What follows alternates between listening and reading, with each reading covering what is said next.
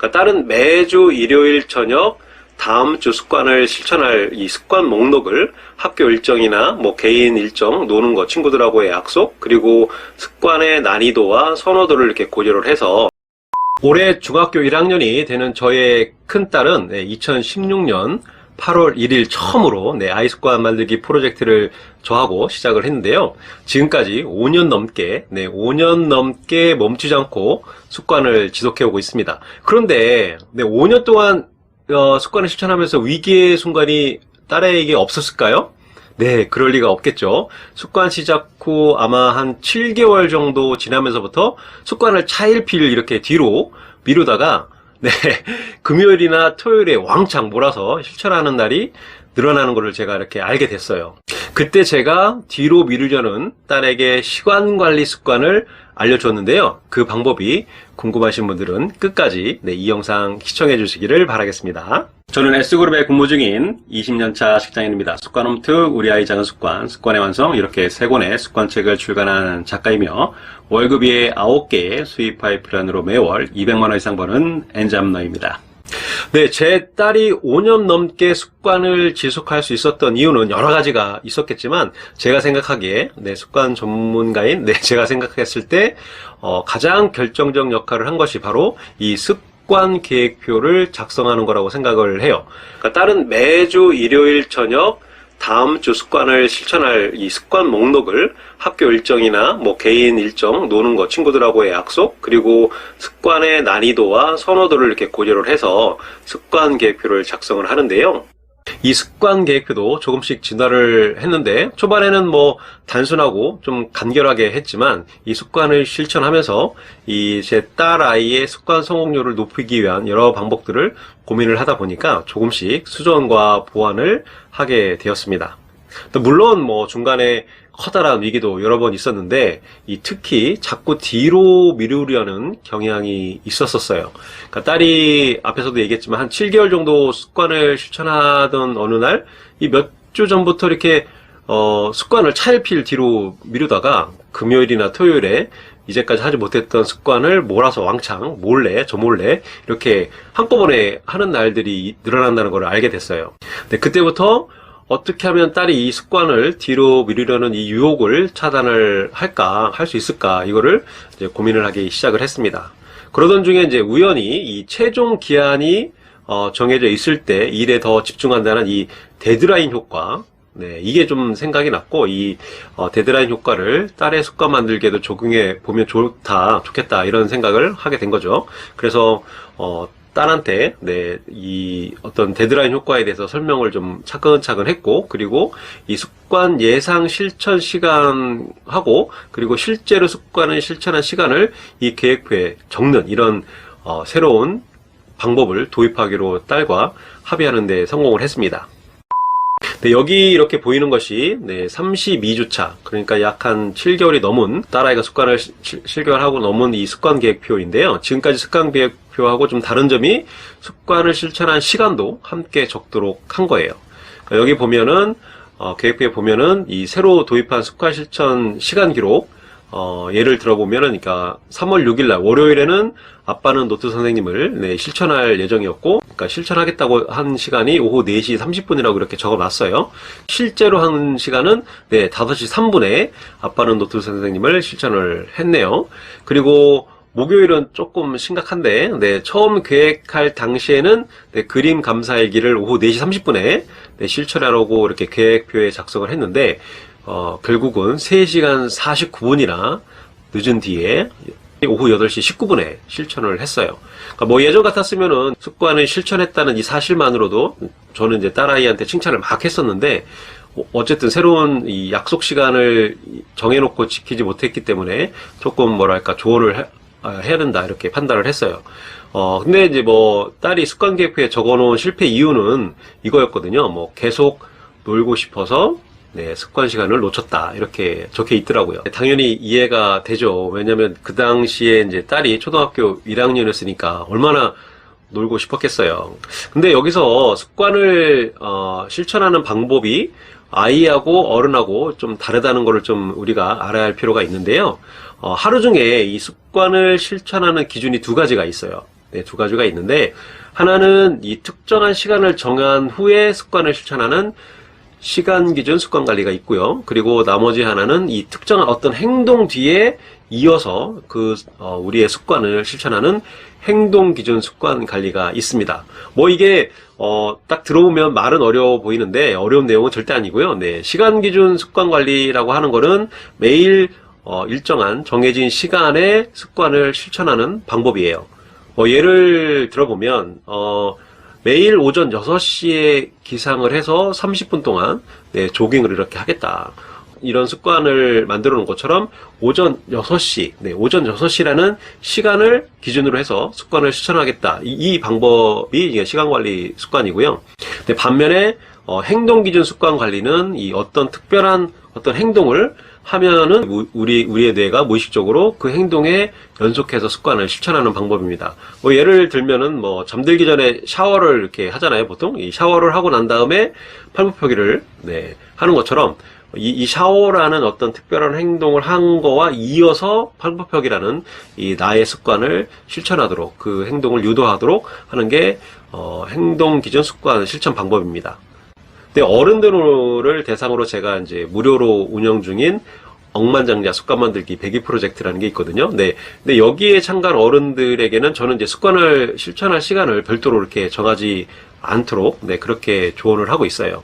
그러니까 그 이유는 하루 중에 딱 그 정해진 시간, 그 시간을 놓치면, 아니면 또 이 샤워라는 어떤 행동을 놓치게 되면은, 안 하게 되면은 습관을 실패하게 되잖아요.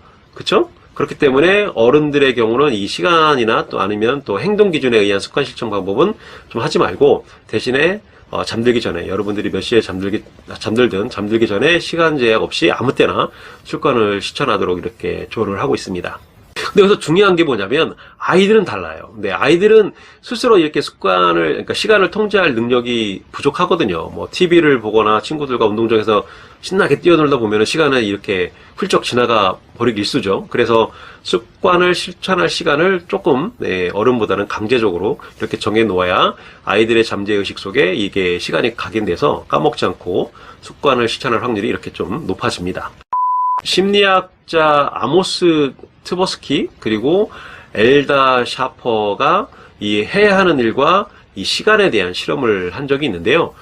심리학자 이름은 까먹더라도 요 실험 내용은 아마 여러분들이 익히 잘 알고 있을 거라고 생각을 해요. 실험 내용이 뭐였냐면 이 학생들에게 설문지를 작성을 해오면 네, $5를 주기로 한 거예요. 근데 학생들을 네, A그룹과 B그룹으로 이렇게 나눠서 A그룹은 5일이라는 기한을 줬고요. B그룹은 그 기한을 정하지 않았어요. 네, 그 결과 네, 여러분도 짐작하겠지만 이 납길이 있었던 A그룹의 학생들은 네, 66%가 $5를 받으러 왔지만 이 기한이 없었던 B그룹의 학생들은 겨우 25%만이 $5를 받으러 왔습니다. 이게 그 유명한 데드라인 효과예요. 그러니까 이 최종 기한이 정해져 있을 때 일에 더 집중하는 현상이 나타난다는 효과입니다. 당연히 네, 어떤 일의 실행률을 네, 높이기 위해서는 이 데드라인을 명확히 설정할 필요가 있겠죠. 회사에서도 업무를 줄 때 꼭 언제까지 해와라 이렇게 데드라인을 정하는 이유가 여기에 있는 거예요.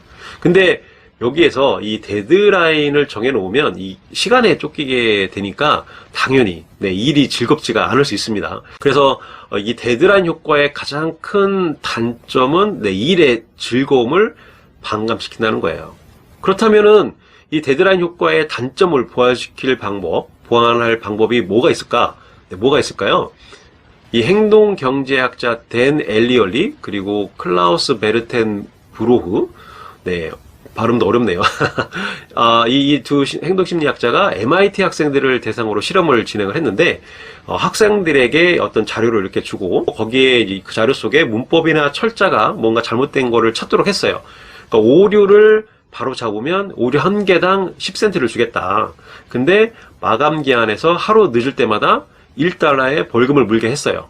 그러니까 보상도 있지만 어떤 벌금도 물게를 했습니다. 또 이제 세 그룹으로 나눴는데 A그룹은 최종 제출일을 이렇게 딱 정해줬고 그리고 B그룹은 7일에 한 번씩 그러니까 3번에 걸쳐서 제출하도록 했어요. 그리고 C그룹은 스스로 마감 기한을 정하도록 했습니다.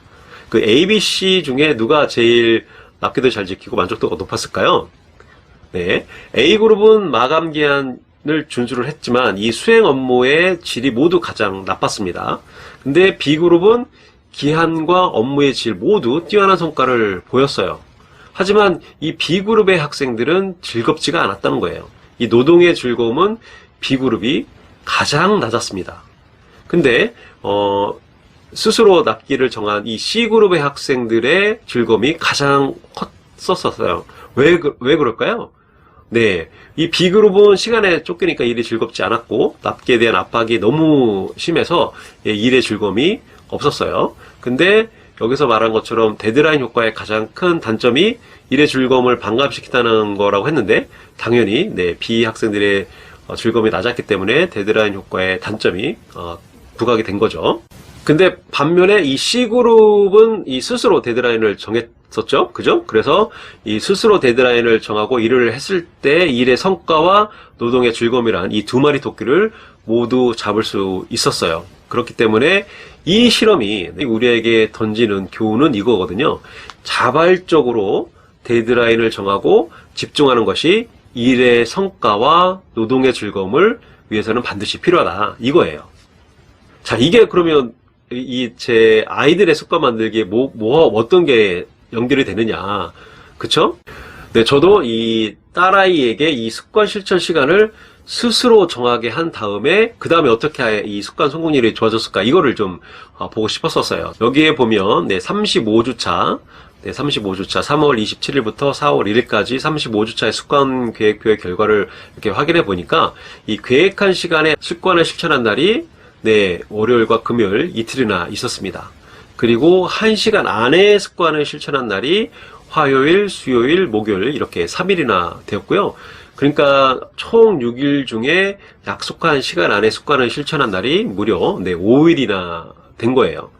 근데 물론 네, 토요일 날 한자 5개 쓰기 이 습관은 네, 인천 할머니 댁에 놀러 가는 그런 특수한 상황이었기 때문에 습관을 실천을 못했는데 어쨌든 토요일 날 못했으니까 다음날 일요일 날 아침 8시에 습관을 실천했습니다.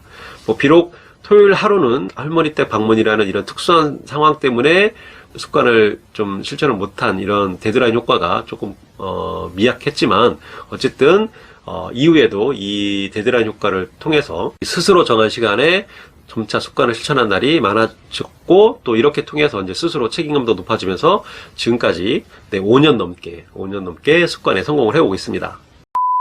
자, 네, 정리를 하면, 네, 이 자율성은, 아이의 자율성은 습관 실천의 책임감을 아이에게 스스로 자연스럽게 고지시키는 역할을 해요. 그리고 무엇보다 이 강압적인 지시가 아니라, 부모의 강압적인 지시가 아니라 스스로 정한 일정이기 때문에 즐겁게 실천을 할 수 있습니다. 주택복권보다 로또가 더 중독성이 강한 이유가 로또는 구매자가 직접 이렇게 네, 숫자를 선택할 수 있기 때문이라고 합니다. 이런 것처럼 아이가 스스로 자율성을 부여받을 때 습관을 실천할 확률이 더 높아지는 거죠. 하지만 이 어른 습관과는 달리 이 아이 습관에서 주의할 점은 아이가 잠들기 전까지 하루 중 아무 때나 습관을 실천하도록 이렇게 놔두면 이 시간 관리 능력과 자제력이 부족한 아이들은 습관을 실패할 확률이 높아질 수밖에 없다는 사실이에요. 그러니까 어른들은 이 시간 관리 기준 방법이나 행동 기준 관리 방법을 적용할 필요 없지만 아이에게는 뭔가 자율성을 부여를 하되 아이에게 요일별로 이 습관 목록과 습관 실천 시간을 스스로 정하도록 결정하도록 이렇게 부모가 옆에서 지도를 하고 도와주어야 이 긍정적인 데드라인 효과의 열매를 이렇게 수확을 할 수 있습니다. 그리고 뭐니 해도 정말 중요한 사실은 아이 습관 만드는데 정말 중요한 사실은 뭐냐면 부모가 먼저 좋은 습관을 실천하는 이런 솔선수범을 보여야 한다는 사실입니다. 네, 윗물이 맑아야 아랫물이 맑은 거고 아이들은 네, 말로 가르치려 하면 따지기 때문에 몸으로 직접 부모님이 실천을 하셔야 합니다. 네, 오늘도 긴 영상 시청해 주셔서 정말 감사드리고요. 저는 언젠가는 여러분의 계절이 곧 찾아올 거고 그리고 그 계절에 여러분의 꽃이 활짝 필 거라고 네, 믿습니다.